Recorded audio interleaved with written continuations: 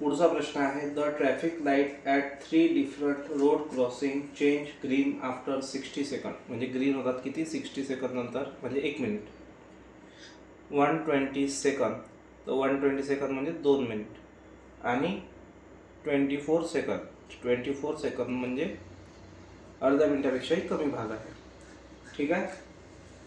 At what time will there 3 signals be green if at 8 AM all 3 signals were green. ठीक आहे. जर 8 वाजता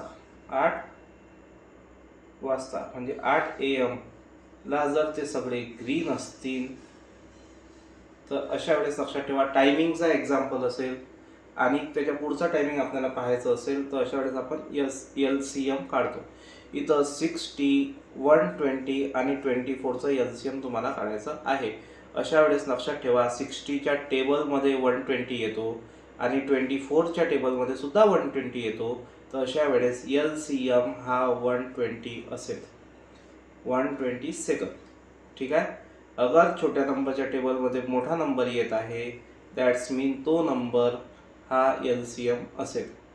ठीक आहे. समजलं इथपर्यंत? 60च्या टेबलमध्ये सुद्धा 120 येत आहे, 24च्या टेबलमध्ये सुद्धा 120 येत आहे.